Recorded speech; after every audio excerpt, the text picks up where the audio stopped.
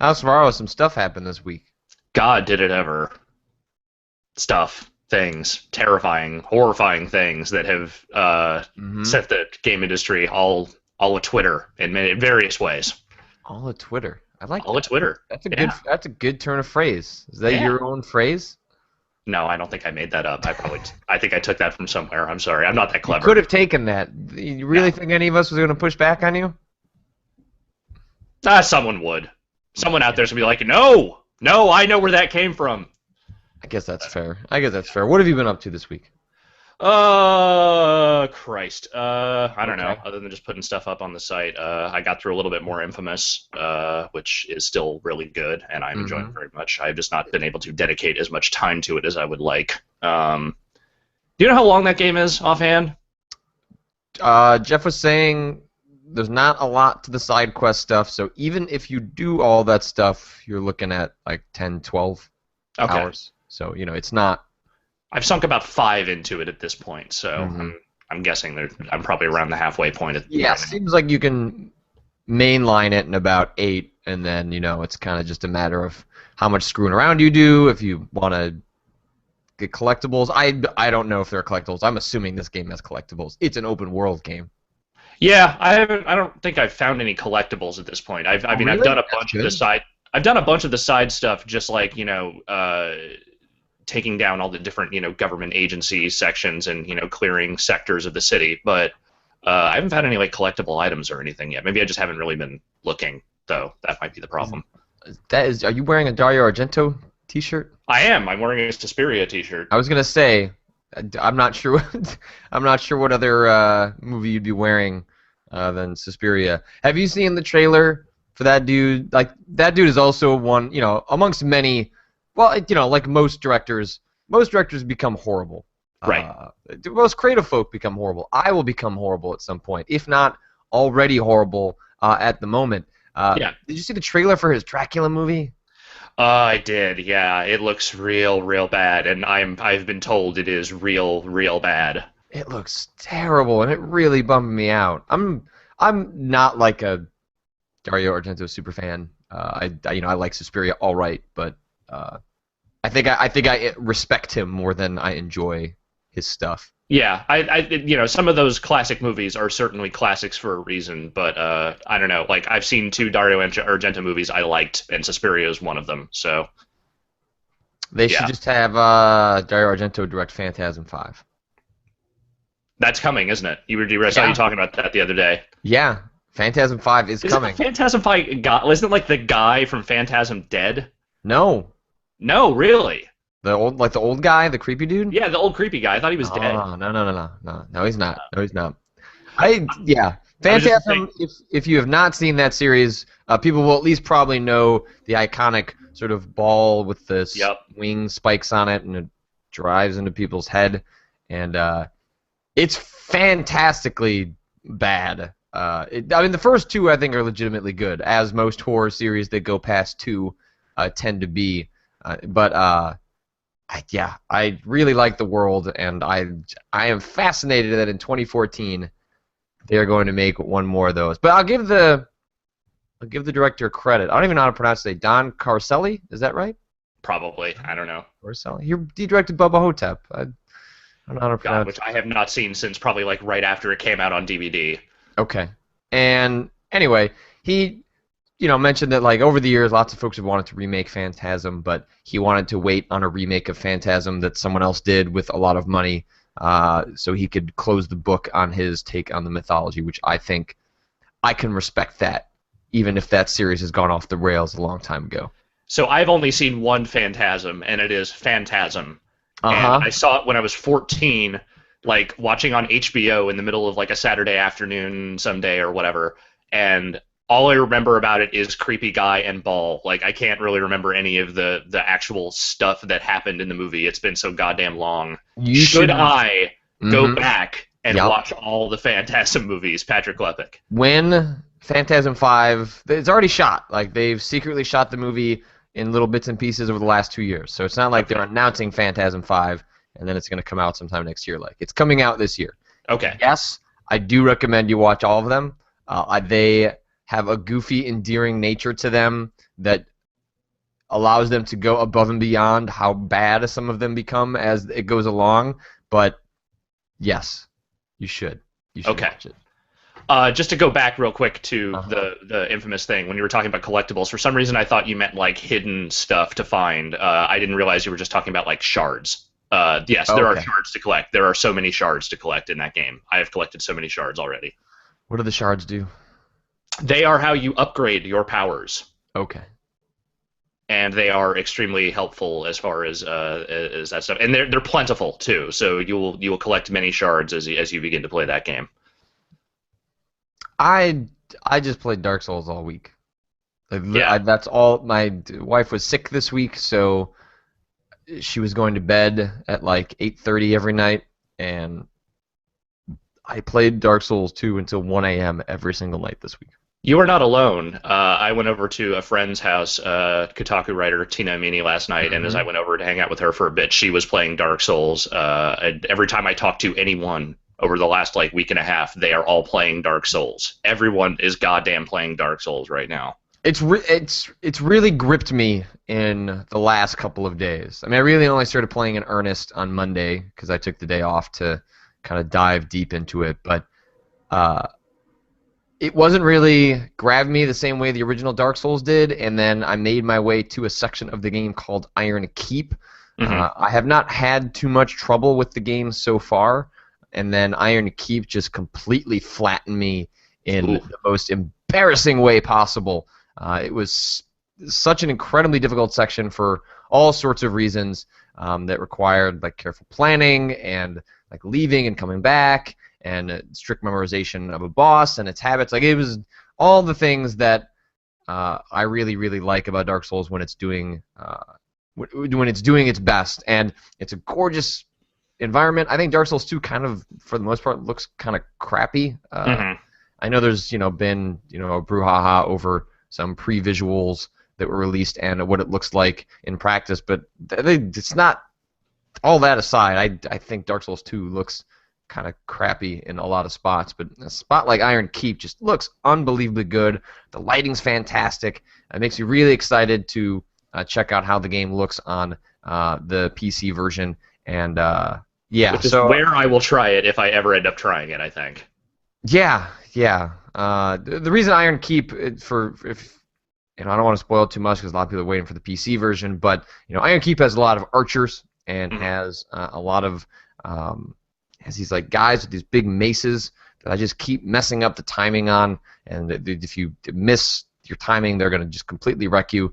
And it's less that Iron Keep is incredibly difficult as much as it tests your patience in a way that one of the things that's really cool about Dark Souls and really infuriating about Dark Souls is that you once you've sort of mastered a section or feel like you've mastered a section, you just want to get to the next one.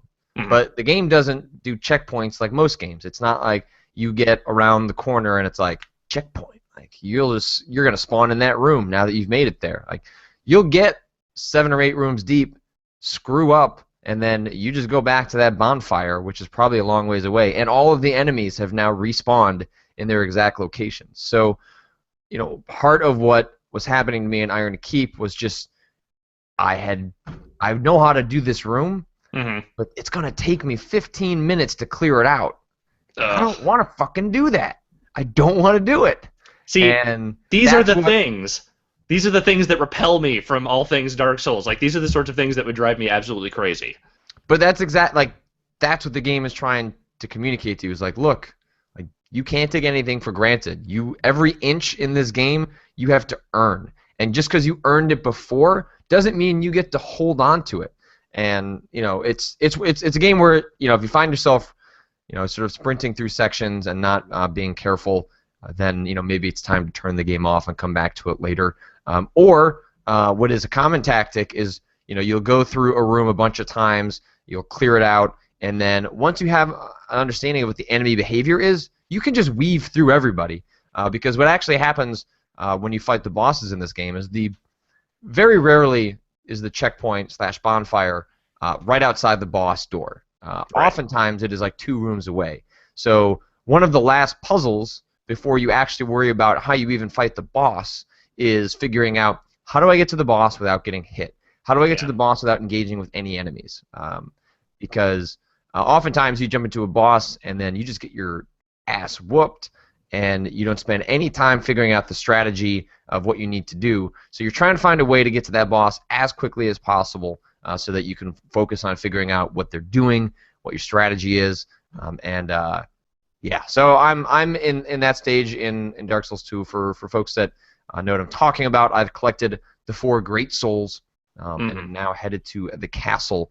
The 4 Great Souls are basically 4 different paths you can go down at the game's main hub and fight, sort of the bosses at the end of that, gain their soul, and then you can use that to unlock something to move on. So But yeah, you're nowhere near like the end at this point. yeah, it's hard. I don't know. I don't have a Okay. good sense of where I'm at. I've certainly completed a good chunk of the game. Hmm. I'd probably say, my gut feeling says half, Okay. and I'm probably more than half. I'm probably like half to 2/3. Okay. And I'm curious how Dark Souls 2 works in relation to Dark Souls, in that the second half of Dark Souls just kind of, if you have a certain build, it just sort of rolls over and it's over. You can just kind of steamroll through. I don't know if Dark Souls 2 is the same way, but I'm looking forward to finding out this weekend. I should take a break. I think I'm going to take a break from Dark Souls 2 and play something else, at least tomorrow, or maybe even tonight. I want to play BioShock Infinite, Burial at Sea Part 2. I want to play Ground Zeroes, and I could just play nothing but Dark Souls, but other games exist, I guess. Yeah, it also sounds like, at least according to current Twitter signals coming out there, that the new episode of Wolf Among Us may be coming next week, perhaps. So that might be something we would be getting codes for in the near future if you wanted to check that out as well. Yeah, I am excited for that. Yeah, I saw Job, who is Joe tweeting about it. yeah, the PR guy for Telltale, saying that there should be something in the mix for episode 3. My guess is that's not going to come next week. My guess is we have like a teaser, like a trailer, and then maybe the week comes after. next week, and then it's maybe the week after. That's possible. That's distinctly possible. But you've got Infamous out there. There's you could finally dig into Luftrausers, which is lots of fun. You should definitely try that at some point. I think I'm going to buy that on my Vita. I feel like yeah. probably the Perfect. place. I have to, which means I now have to use Amazon credit to convert to PlayStation credit so that I can purchase Luftrausers. Yeah, you should definitely purchase Luftrausers. Or you could get in on the Galactic Civilizations 3, early access alpha thing that is going around, which I might actually do. I don't know why, but I think I might actually do that. Okay. I've never played one of those games before, and people talk about them in a way that makes them sound actually kind of interesting to me, so I want to try it. Hey, Alex, where's your review of Rambo? I don't know what you're talking about. I'm pretty sure you said you were going to finish that game. I said I was going to try, and then I got to the two-thirds part of that game, and other things came up, other games that I had to review came up, and then I honestly, do you still want a review of Rambo at this point? Does it really matter? Don't fucking buy that game. There's my review. Just put that up on the site. Yeah. Here is my entire review. Do not fucking buy this piece of shit. There you go. Have fun. Enjoy. That would be pretty great. Put it on the back of the box. It's Metacritic, 1 star. Do not fucking buy this game. Fuck that. 0 stars. I'm implementing 0 stars for all reviews from here on out. Mento in the chat mentions someone should try the new Deception game. I used to really like those games. Those games were great. I've never played one. I remember Trapped. I remember the sort of pseudo-sequel that was Trapped. I did not play it, but I watched someone else play some of that. I don't really know anything about them other than you set an elaborate series of traps for a bunch of characters who either have gigantic boobs or are dudes with hella armor. That's all I've been able to gather. Yeah, it's kind of like like Dungeon Keeper-esque maybe. No, sort of. You're setting traps and then heroes come in and then you watch them die. But do you play as the hero? I don't know. I remember it's a long-running series. I know that it got a lot of notoriety and attention on the PlayStation 1, but it has continued to be a series, and I just haven't touched it in years. Maybe it was the PlayStation 2. I can't remember. I think it was a PS2 game. But yeah, so I don't know. I looked at that and I thought about getting that for a second, being like, this sounds interesting. Then realizing it was a $60 game, and was like, this doesn't seem interesting enough for $60. So I Oh, didn't I didn't buy it. yeah, you might have a point there. Yeah, So that's all I've played this week. It sounds like you mostly have just been plucking away at Infamous, and yeah, I mean we should probably just jump right in. Like I totally. almost said we should do a spontaneous live discussion, except we had done one earlier in the day, and I was desperately catching up on email and other things from post GDC haze. But It's not like you Facebook didn't get. bought Yeah, what? I would say it's not like you What? didn't get some writing out there. No, that's true. But yeah, Facebook bought Oculus for $400 million in cash and $1.6 billion in stock options. So in some ways a $2 billion deal, but in some ways $1.6 billion in funny money. Yeah. Uh, I wrote about it on the site this week, but Yes, you did. what are your impressions of this Uh, tomorrow as you've let it sink in since the news came out on Tuesday? my initial reaction was probably the same reaction a lot of people had, which was not even one of necessarily rage or disgust, but just total like there is literally no way I could have seen that coming. Of all the companies in the world you would have ever expected to go out and spend money on something like Oculus Rift, Facebook would have been hovering somewhere near the bottom, near like Hooters and the Home Depot people. Like it was not something I was expecting. Uh, I don't. I read your piece. I've read a lot of the other pieces that have been floating around. It seems like the general consensus is a mixture of either you think it's a wait and see thing, let's see what they're doing. This doesn't necessarily have to be a horrible situation. This doesn't necessarily mean doom for Oculus Rift, or you are doomsaying it right from the get-go. I am leaning on the side of not doomsaying this and saying, okay, yes, Facebook is a company that has some trust issues, to say the least. It is a company that does not inspire a great deal of confidence in a user base when they go out and they buy something. I mean, I know they effectively have kept Instagram going without a whole lot of issues, but I think there have been some rumblings from that community ever since Facebook took over, and there have been some things that they did. Well, they took out native Twitter support. Right. So what that means is not that you can't post to Twitter from the Instagram app, but so when like you load up your Twitter app and you click on a picture, that loads in the app. Right. But what Facebook did once it acquired Instagram was make it so that you have to go to Instagram's web interface in order Right. to view those photos. It actually, like, I'll be completely honest, like, sometimes dissuades me from using Instagram because I know that less people are going to want to click on a link to a photo than just clicking on the photo in the app itself. So Right. yeah, they have made changes that are reflective of competitive, uh, you know, problems that they have, with Instagram and how it relates to a social network servers like Twitter. So there have been changes, but it hasn't drastically altered the service and what Right. you get when you load the app. And I would have probably known that if I had never actually used Instagram in my life, but I haven't because I'm old and I'm scared of everything that's new and hip. So That's whatever. great.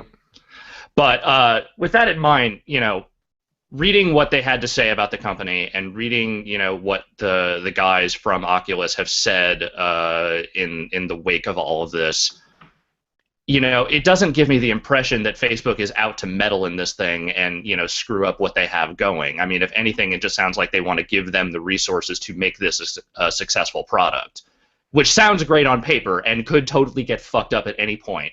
But it doesn't seem like this is a situation where we shouldn't just give it the benefit of the doubt for the time being. I mean, yes, evil corporation coming in and swooping in and taking this thing that everyone thought was going to be independent and open and cool sucks. Like, nobody wants that to happen ever. But, it's kind of the closest analog I can draw in my head is, all those indie bands from like the 90s that started signing, major label deals. Yes, there were this small audience, this, really dedicated audience of people that helped prop, this thing up and make it into something that is sort of, embedded in the gaming culture, and, it started to get some success. And then it became, this now corporate entity, and everyone feels kind of betrayed by it. I get that. I understand it. But that doesn't mean that Oculus itself is somehow going to be ruined by this automatically. If anything, it means that now they have the resources to turn this into a real product that can actually compete at retail with whatever Sony's doing and whatever Microsoft might be doing. Like, this seems like the opportunity to actually turn it into something legitimate. And, you know, as much as they might have said they wanted to stay independent and not necessarily, you know, become bought by a major entity, I don't think that was ever going to happen, because hardware production is an extremely cost-intensive thing, and even with all the VC they'd raised, I don't think that was ever enough to make that product get to market with just what they had. It's just one line in the piece I wrote, but the comparison I made was to the Pebble smartwatch, Right. which was also a crowd-funded, independent, hobbyist sort of thing that, you know, whether or not smartwatches and things like that take off, or if you want to use the general category of wearables that is used in the tech industry, you know, you have, you know, Google, Apple, all sorts of other companies actively or seemingly actively, you know, if you're talking about Apple, making devices in these sorts of categories, and Pebble probably played a significant role in getting that rolling. But is Pebble smartwatch going to be at the, let's say it takes off, is it going to be at the center of the smartphone revolution, to use a really lame phrase? Like, probably not. Like, they'll get credit as a footnote for being part of what got all this started, but being a small independent company, they just can't do very much.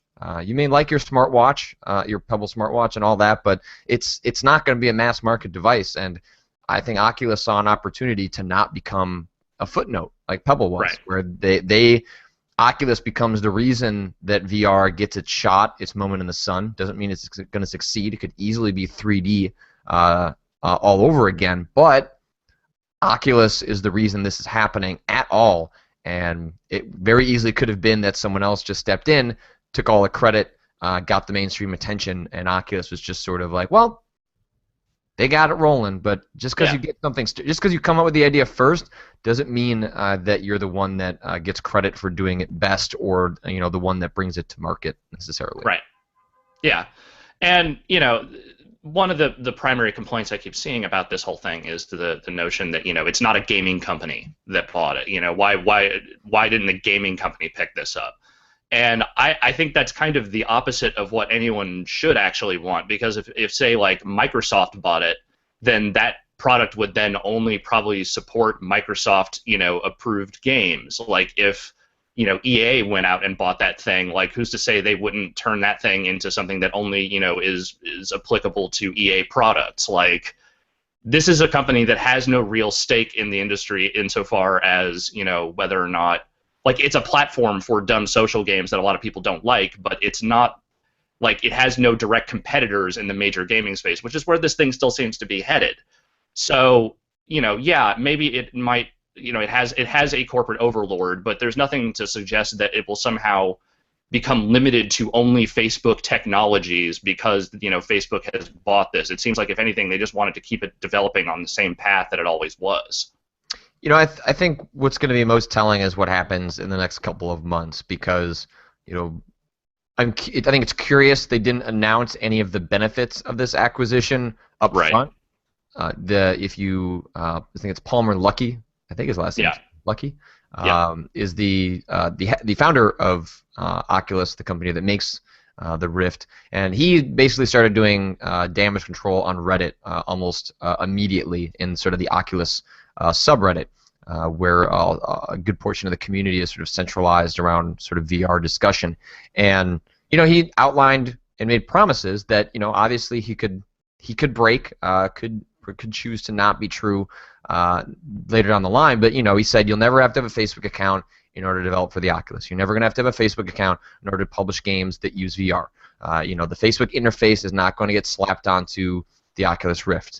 There has been pushback on the New York Times report that said Facebook was going to redesign the Oculus Rift to include their interface and their logo and some other things.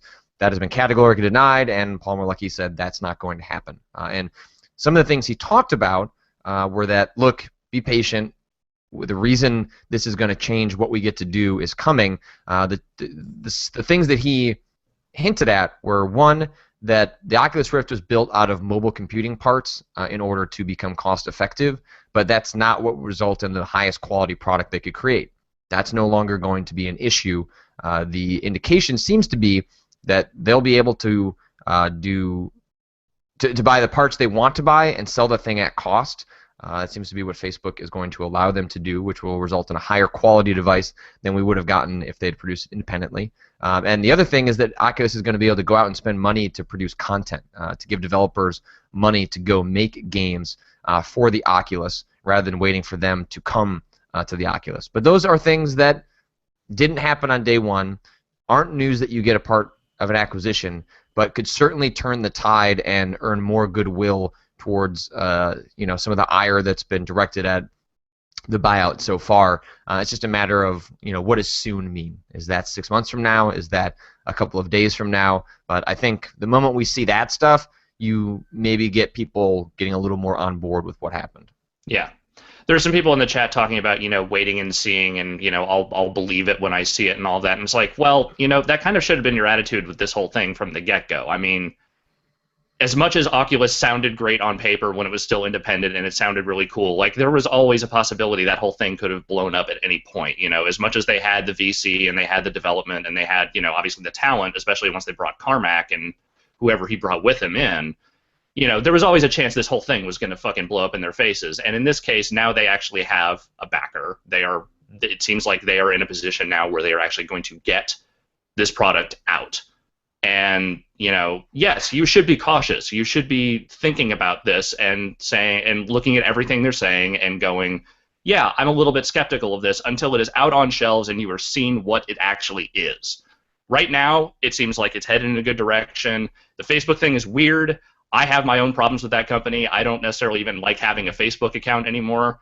But I also don't think that, this ruins the whole thing just automatically. Give it the time. Let it come together. Let them produce this device for retail market, and just let's see what happens. Because there was always a chance that even if they didn't get this sale and they just went off VC and made it on their own, it could have gone to market and ended up doing nothing. So it could have gone either way, regardless. I suspect in the short term, this changes absolutely nothing. I share people's concerns about what this means for the long term. But that I think we're going to get exactly what we want. I think we're going to get, in fact, better than we could have gotten. I think Facebook, I think in the short term we can probably take them at their word that the Oculus Rift will come out as a higher quality device than we would have gotten otherwise, and it will come out. I don't know what at cost means. I'm not. I know what that means technically, but right. What that means in terms of what the machine is going to cost and things like that, I don't know. But I think in the short term there are no worries. I think long term, what that device is, how it's integrated into our culture, what that means for games. I think those are, thinking about the long-term impacts of lots of people strapping on virtual reality devices, like that is a fine concern to share. I think that is completely makes sense. But I think in the short term, I think we're fine. I think in the next 18 months, we're going to get our consumer Oculus Rift. It's going to be great. We're going to get a lot of cool stuff out of it. And, what happens after that? Who's to say? I don't know. Like, it's impossible without being in the room. It's impossible with the speed at which this deal seems to have been hammered out. It really sounds like Facebook doesn't even know necessarily what they completely bought. It really seems like they look at this as a potential long-term bet on something that may have a huge impact on society, and they could be at the forefront of not only monetizing it, but sort of shaping what it becomes. And so that makes sense for them, given that it's a pretty cheap bet, all told, on potentially a huge part of society going forward. And I think we probably just get that Rift maybe sometime next summer or next fall, and things kind of go the way they were going to go before. And if things get weird, that stuff usually happens after a while.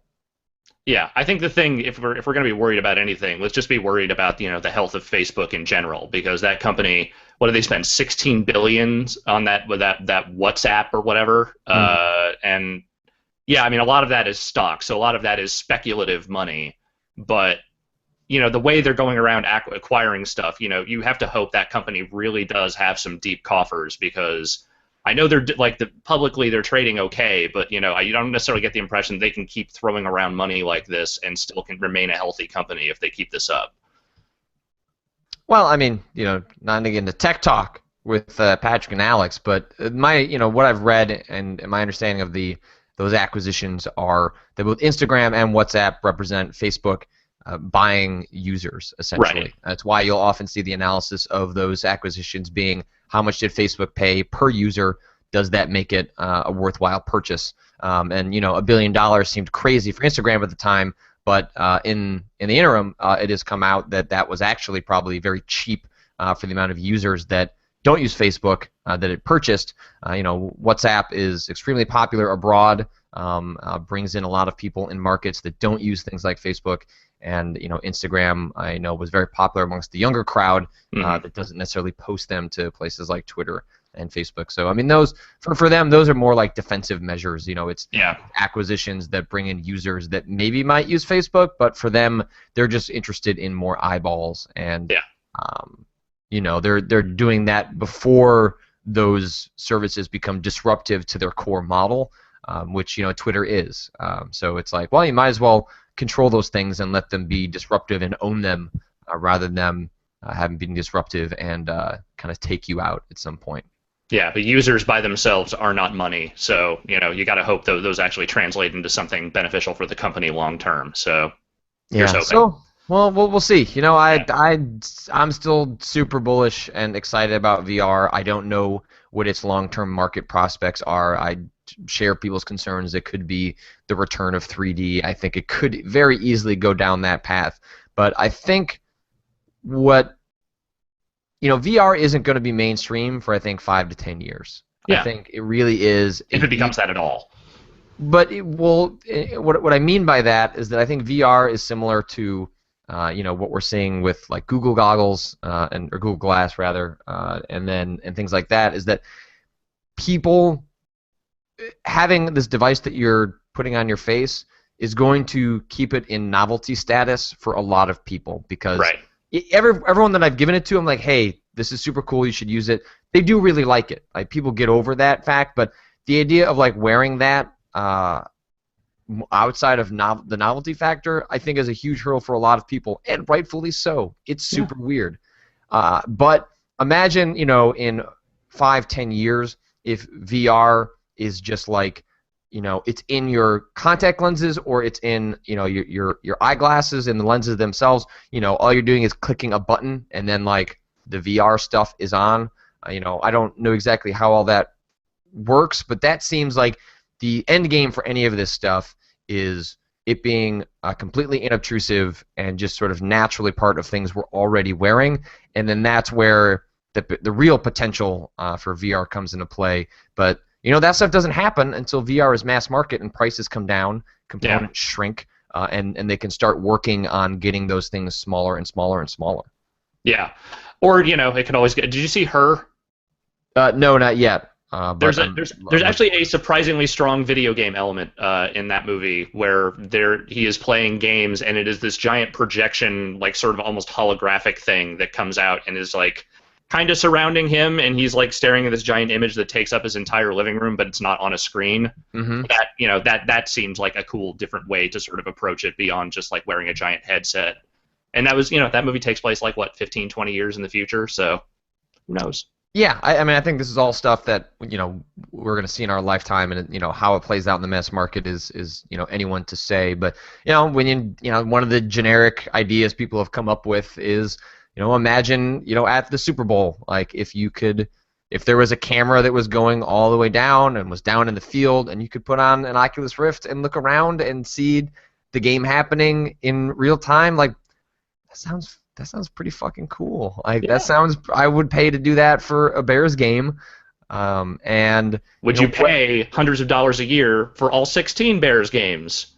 I mean, that's how you monetize it, right? Like that. Yeah. That probably. Like if I went in out with it with a bunch of people and there was just a rift in the room and we took turns and we gave each other pink eye during the course of the game, like Yeah. that sounds reasonable. God, we're gonna have like terrible pink eye outbreaks once this whole shared VR thing becomes much more ubiquitous, isn't it? People need to learn how to clean their shit. It's not that hard. That's kind of what it comes down to, is that you get a wipe, you wipe off that Oculus Rift. Yeah. please wipe it down as much as humanly possible. But yeah, I think stuff like that sounds super cool. Or like the Olympics, if you could Yeah. be, down, like, we'll see. But that sounds potentially interesting, and that sounds like when you start thinking about how does Facebook monetize it, it's like there you go. Like games, you can take a slice of the pie, in some way because they're buying the dev kits and things like that. But and they also, Oculus pointed out that, like, you're not gonna have to publish on Facebook. Like, you can publish on Steam. You can do it wherever you want. Like, it's not like they're going to set up a Facebook platform where you have to publish your games that use the Oculus. So I think the monetization stuff comes later. I mean, Zuckerberg on the conference call after the acquisition mentioned outright that they expect to take a loss on the hardware, and Yeah. that they're thinking 5-10 years in terms of how this pays out for them. So I think in the short term, I understand people. I understand. Max Temkin blogged about this. I understand the angst over, Oculus was a potential revolution in the technology and media industry that was funded and created by hobbyists and had the money to be completely independent and be disruptive and interesting without becoming part of a multinational corporation. And that is a really cool idea. Yeah. And the fact that we've lost that is absolutely a loss. And I completely agree and understand being upset that it has gone just the way that it always goes, which is that we proved there was a market. That market led to a buyout. Right. And yeah, again, we all wanted that. We all wanted to see independent Oculus Rift, but that just wasn't in the cards. And I think that given the situation and given what those guys are saying, it could have been a lot worse. And I also think someone was saying the other day that John Carmack is sort of like the canary in the mine for that company. Like, if he starts saying, like, this is a problem, this is bad, this is an issue, like, that's when maybe we should start worrying. But right now, Carmack seems like he's perfectly fine. He's just doing what he's doing, and that says to me that, okay, at least for right now, there's nothing to immediately worry about. Yeah, John Carmack doesn't need to work. That Yeah. guy works because he chooses to, because he wants to, and Yeah. I think that's actually probably, it's a good way to look at it. If John Carmack leaves in the next 6 months, that's probably a reason to be concerned. Yeah. Or maybe that just means he's finished his engineering work. It's hard to know, but yeah, I think John Carmack, hopefully they allow him to remain as unfiltered as he has always been, and maybe that is a decent indicator of where this might go. Whatever, him and Zuckerberg are gonna start having like coding slumber parties at this point. To start hanging out, doing each other's hair, having code offs. I look forward to this. They should live stream that. It'll be gross. Was there any other news? There's been some other news. There's been some other stuff. It came out that Seth Killian, formerly of Capcom, one of the sort of outspoken, visible faces for Capcom's fighting franchises, who had gone to Sony Santa Monica in a lead design role, left there back in December. Yeah. Which I knew about, and I just thought everyone knew. I figured that was not news. So I guess maybe I should have reported that months ago when I knew about it. But yeah, he has left. Unclear where he has gone, but it follows on the back of Sony Santa Monica having a big second project canceled, layoffs happening there. It follows on Amy Hennig leaving Naughty Dog, and then the news also this week that Justin Richmond, who was the director on Uncharted 4. Amy was the creative director, and he had worked on the Uncharted series in the past in a lead capacity, has also left and is now going to Riot Games. Yeah. So it seems like Uncharted 4 is troubled. Yeah, it seems like internal stuff at Sony is troubled, at least on the development side. They have a lot of good relationships with outside publishers and obviously with indie developers these days, but it sounds like stuff in the internal studios is not going super hot these days, which is concerning for a variety of reasons. I mean, you obviously want Uncharted 4 to be good, but when their lead writer and game director both leave within a month of each other, like that's a bad sign. That is a bad sign. Yeah, it's hard to believe when Sony says, like, oh, this isn't affecting production at all. It's like, okay, buddy. Like, yeah. Yeah. When you haven't announced a release date, it can't affect production because we don't know what the production was aiming for. So Right. if that game was meant to come out in November, but suddenly comes out in the spring, like it didn't affect production at all because you didn't know any better. Sure. Yeah, no, that's I don't know, it's troubling, and I doubt we'll get any straight answers from anyone for a while on what's going on over there, but hey, I guess we'll know something once they start showing Uncharted 4 or whenever the hell that is. I assume must be E3, right? Yeah, hard to imagine that we wouldn't see what they've been up to at Yeah. E3 in some capacity. But curious to see who they put in place for that. Whether those are visible names, whether anyone from The Last of Us comes over to kind of make guide that project through, or whether they kind of continue doing their own thing. But yeah, it's interesting. Naughty Dog has always seemed like a very no troubles over there. Steady. Yeah, very steady. But there was someone mentioned this on Twitter. I can't remember who, but as much as it's a bummer to see those people leave, like these are talented individuals going to do cool stuff at other places. Yeah. And that's always a good thing. If Amy starts her own studio, that's great. Justin is going off to Riot, which I could not care less about because I don't really play these MOBA games that everyone keeps talking about. But Riot is a place that has a lot of money, is hiring a lot of people, so it's not a huge surprise that he might be attracted over there. But I don't think it necessarily indicates that Sony's in a lot of trouble as much as things like this happen, and trouble will be if the game quality dips in the next year. But it certainly makes me less confident that they're going to have a steady drip of really good games in the next 18 months, which is what I'm more curious about. When we see a little bit more of what they've got up their sleeves, production-wise at E3. Yeah, and I mean, to be fair, Sony's not the only company that's having departures lately. Koji Igarashi has left Konami as of the last couple of weeks. Mark Whitten left Microsoft, which is I think came up right before GDC.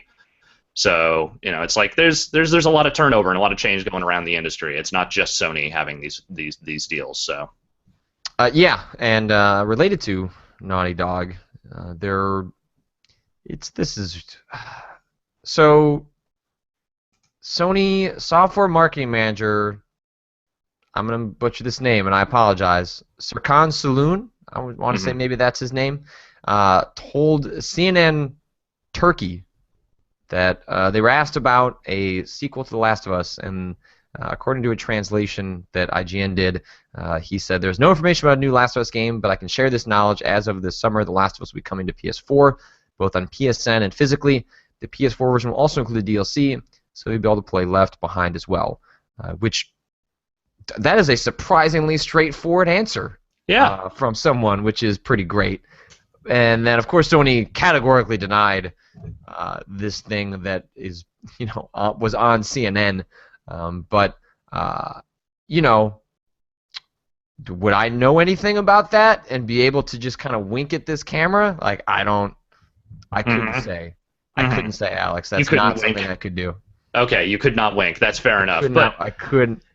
Well, since we're just speculating wildly here, let's just say that a PS4 port of The Last of Us makes all the sense in the world. It would be the kind of thing that would make a ton of sense for them to be making, and summer sounds like a great time for them to possibly, maybe, who knows, release something like that. So, yeah, we'll see.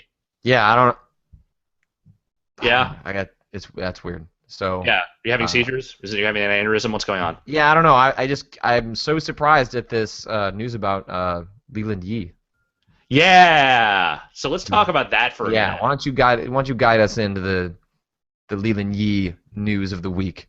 So just in case you don't remember who Leland Yee is, he was sort of the successor of Jack Thompson to the anti-video game throne.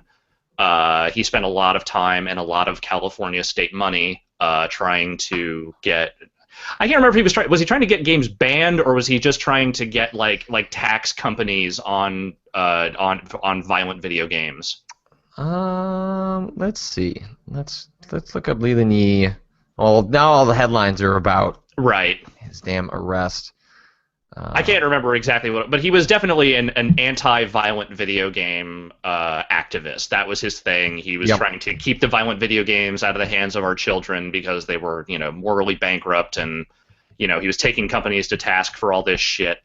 And he ended up, putting a piece of legislation so that ended up getting shot down. Like none of what he actually tried to do came to fruition. Well, he was part of what essentially led to the Supreme Court decision, right? That's right. That's right. That did involve Leland Yee, didn't it? Yeah, So I think. yeah, he was one of Which, the great opponents of all things violent video game. yeah, and ironically led to, you know, a really important decision that led to uh, a really great protection of video games as a medium going forward because of that Yeah. Supreme Court decision. So with all that in mind, he has sort of been off the radar for a while. He ran unsuccessfully for mayor of San Francisco. He's apparently running for, I think he was running for like Secretary of State or something in California. But he was arrested this week on corruption charges and a variety of other things pertaining to smuggling guns illegally into the country.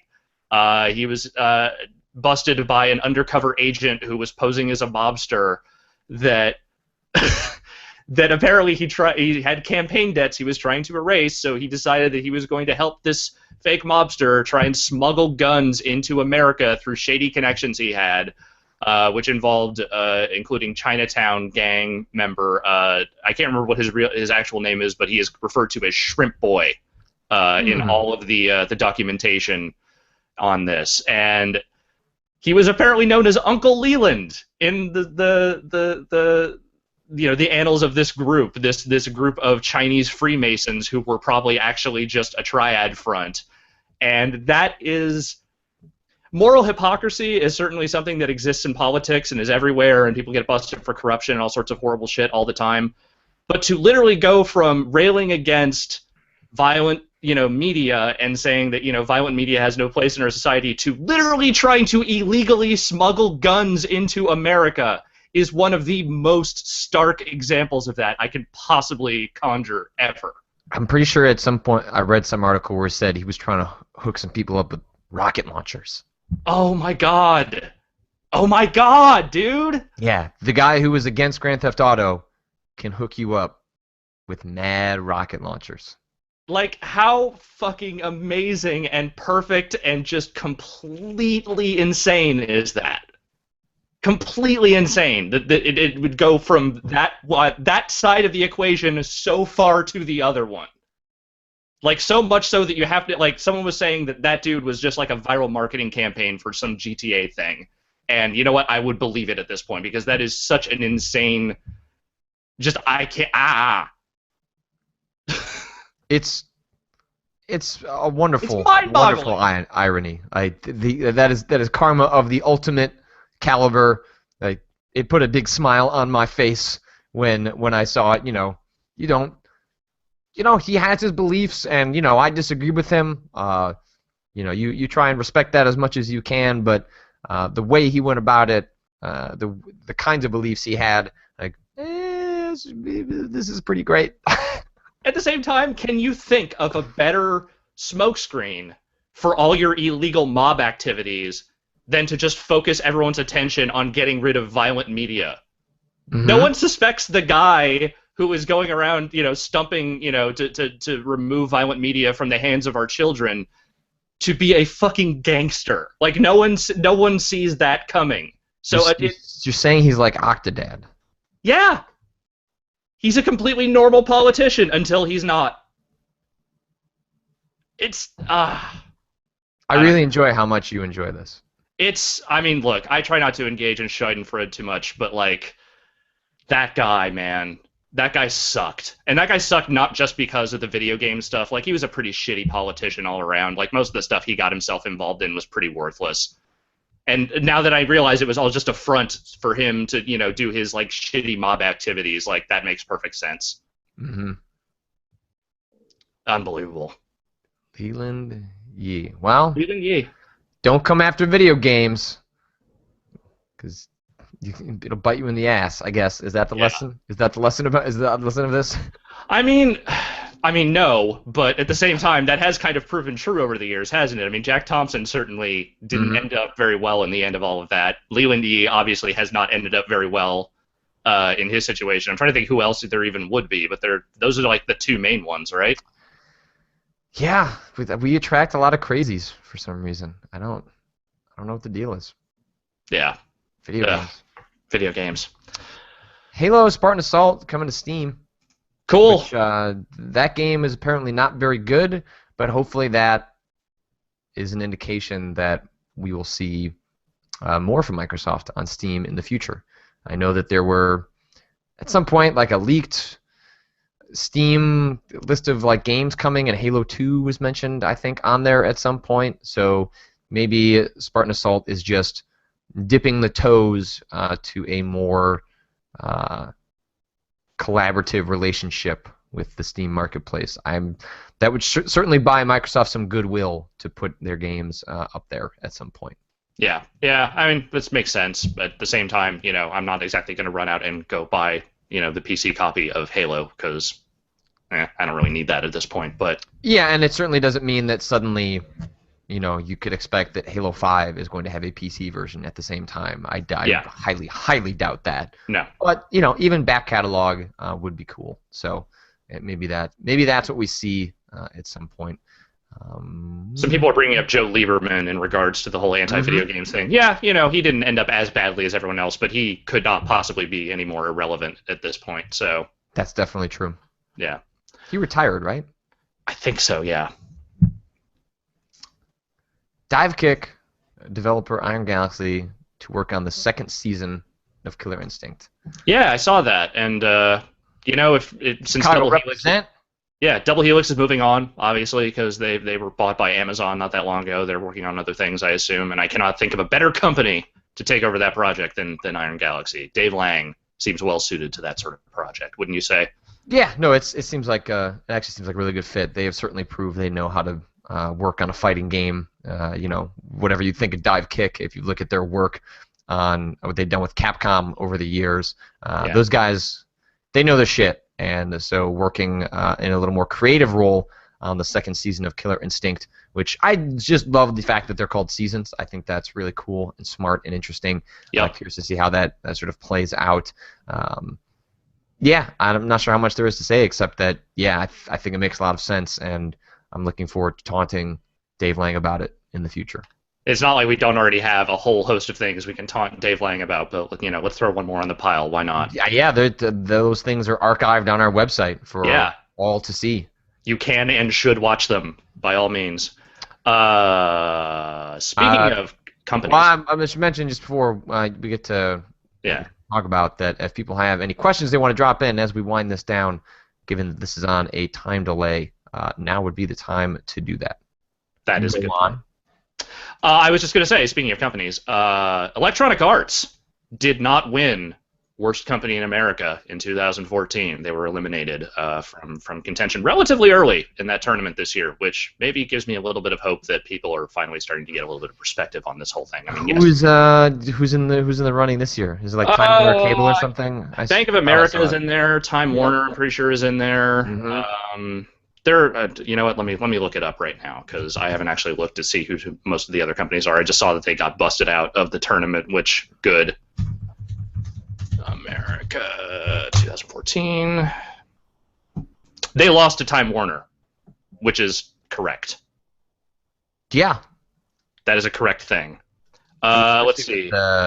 Walmart, Coke Industries, Monsanto, McDonald's, Ticketmaster Live Nation, American Airlines. Yeah, those are much. Yeah, Coke Industries, like, yeah, EA is not as insidious as Coke Industries. No, and I don't even think son. they're as insidious as Time Warner. So that that fits. Comcast is in there, obviously, and that makes sense. I think it'd be funny if it was Time Warner versus Comcast in the finals, given the buyout that they're trying to do. The way the bracketing is set, that could happen. Oh man, whoever wins, we lose. Yeah, pretty much. That's all I got news-wise. Let's see. Des Sandwich asked this to you, Alex. Do you think all these big name guys leaving, and gals, I'm going to edit that, leaving their studios could potentially mean more small studio indie games with big studio talent and hype capabilities? I think that question should be for you as well. But my answer to that is yes. I mean, I would hope so. I mean, that's sort of what it seems to. Some of these things seem to be angling toward anyway. I mean, Igarashi specifically said that he wanted to go form his own studio on a smaller scale, and obviously, that's what Ken Levine was angling to do when he was, taking down Irrational. So it's like it seems like some of these people are trying to move toward creating smaller teams to just kind of make more, I don't want to say passion projects necessarily, but things that they're more in creative control of, and I'm all for that personally. I don't know about you, but I mean, I think why not give that? You've been working at a publisher like Konami for like 20 years. Why not strike out on your own and try something different for a while? Yeah, no, I think it's absolutely a positive to see some of these folks with a lot of sway. They can raise money and kind of start off on their own to try that. I'm super curious to see where those folks end up. I mean, when we've seen exoduses in the past, EA is sort of the common example. We saw 17-bit come out of that. We saw Supergiant Games come out of that. So Yep. We'll see what happens out of Irrational. It doesn't. It's always sad to see people lose their jobs, but a lot of these are very talented folks. Whether they choose to leave or are asked to leave, they tend to land on their feet and produce interesting things down the line that only helps produce cool new games. Yeah. So yes. Let's see. Mafuchi asks, do you think we'll ever see companies taking investments from normal people, like mass small-time VCs? VC is venture capitalists. For folks that don't understand that term, that is rich people in Silicon Valley investing money in sort of startups in exchange for being part of buyouts and stuff when those companies eventually sell. And is what he's pitching here basically like a Kickstarter for venture capital? I mean, stuff like this exists. I don't know the name off the top of my head, but right when Kickstarter was really coming into its own around the time of Double Fine, proving how much money you could raise for something like games, I was getting pitches from folks starting similar services, except these ones would have equity involved. I don't know how successful those have been. I guess the fact that I can't name them off the top of my head is an indication. But there is no reason why someone couldn't start one. Maybe there are legal reasons. Maybe I'm speaking too off the cuff and informed, but you could certainly have a competing service that allowed equity in the game. I don't think game companies want that. I think they like the independence. I don't think it's as simple as game companies being like, yes, we do want all these people who are putting money into our games to have equity instead of just having pre-ordered a game that might or might not come out. So it is possible. I don't expect it to take off because once equity gets involved, it becomes very, very complicated. Extremely complicated. So yeah, I don't see that working on a large scale, and certainly not on like a Kickstarter type scale. And the reason those VC companies exist is because they have lots of capital to throw around. They're trying to hand out controlling shares to hundreds of thousands of people in a sort of VC situation like that. God, I can only imagine what kind of a nightmare that would be. Yeah, there's also legal issues, and it would be I don't see that taking off. I suppose it's possible that there will be one or two instances where something like that makes sense, but I do not expect it's going to be something we see on the popularity of something like Kickstarter. XCast just asked me, when is the next Powerbomb cast? Next week. There you go. We're taping it next week, so there you go. You ever going to do your movie show again? Yeah, so Rory and I tried to record one last week, and then Skype broke in the middle of it, just would not connect to a call. So we've been trying to find another time to sit down and finish recording that, and that has not happened yet. So, yeah. Eventually. We will do it. We will do it. We'll close on this question. Black Lagoon asks, what do you think of Molyneux's prediction that the indie bubble is going to burst?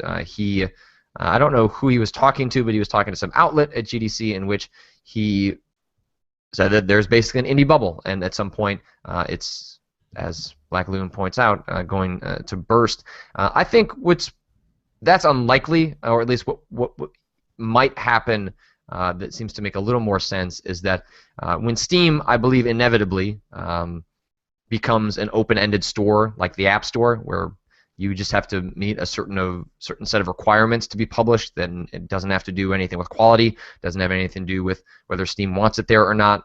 It's just a matter of fulfilling a bunch of checkboxes and then publishing it.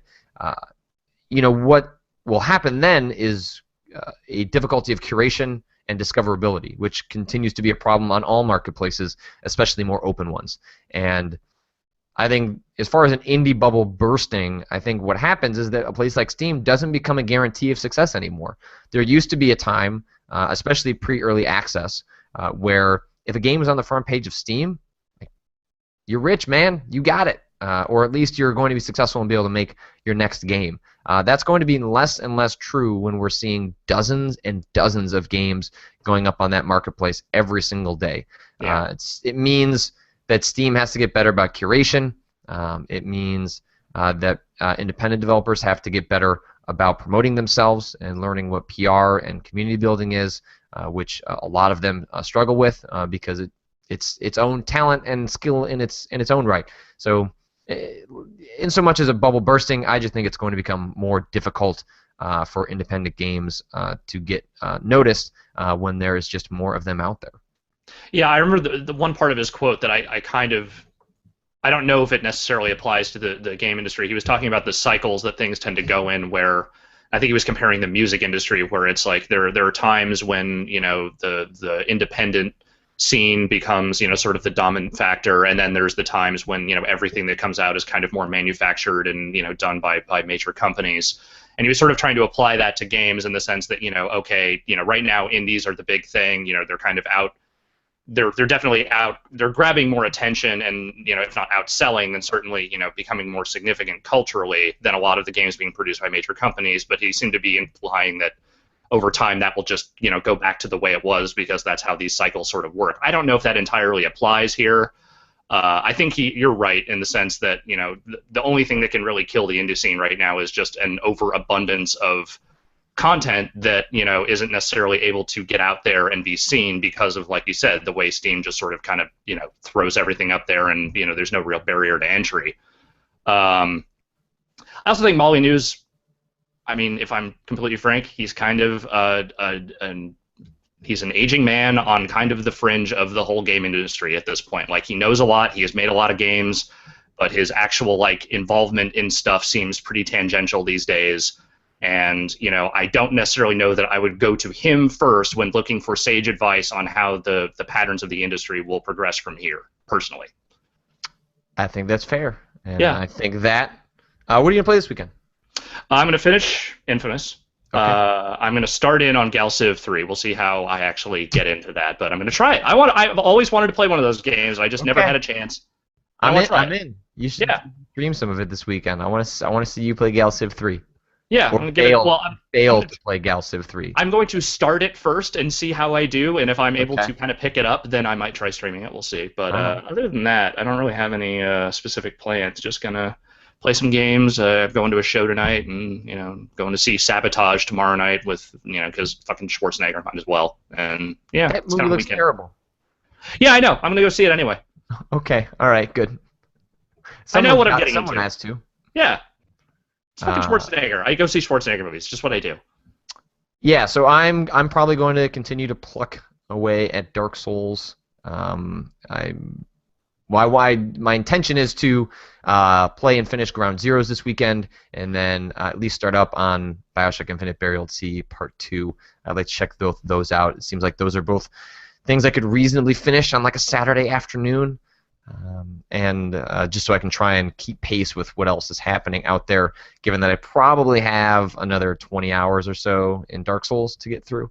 And I'm excited. I don't know if it happens tonight or tomorrow, but I will finally get to watch the new Paranormal Activity movie, because I somehow didn't see that last one in the theater, because while you go see crappy Arnold Schwarzenegger movies, I tend to see every horror movie. So yeah, there you go. See, we all have our weaknesses. We all have our failures of character. Mine is that I will go see any dumb Schwarzenegger movie that comes out. You'll see every stupid found footage horror movie that comes out.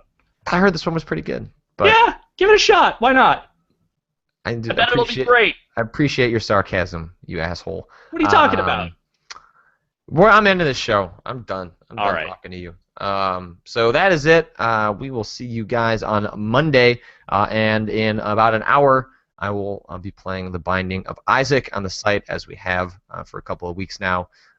We seem to be moving towards a bit of an end game in that, but we'll see. It always depends on how the run goes, but we'll get back to that in a little bit. And Alex, I will talk to you on Monday. Oh.